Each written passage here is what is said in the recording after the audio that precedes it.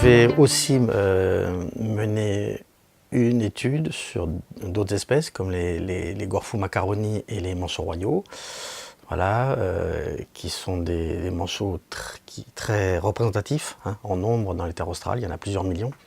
Donc l'idée est d'étudier leur répartition en mer, comment ces animaux utilisent les masses d'eau pour pouvoir se nourrir à partir de Kerguelen.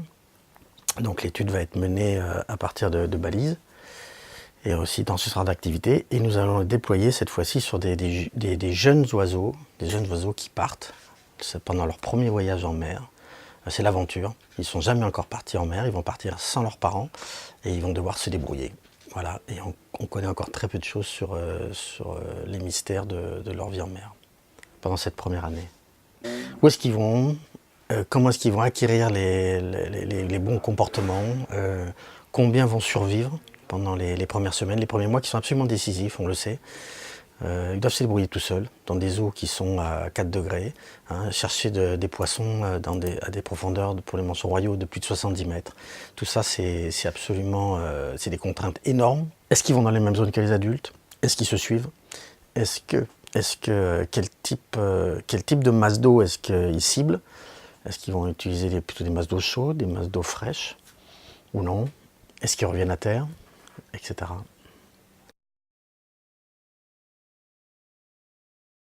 Ah ben en surface, c'est à creuser, ça va être 6 degrés au début. Ensuite, ça va aller jusqu'à 2 degrés quand ils vont descendre vers le sud. Parce qu'on sait qu'ils peuvent partir jusqu'à plus de 1800 km hein, vers le sud. Et en profondeur, quand ils plongent, ils atteignent des températures de 2 degrés. C'est des animaux à température élevée. Hein. À terre, un manchot, il est à 36-37 degrés. Ils sont capables d'ajustement en mer, ça c'est une grande révélation.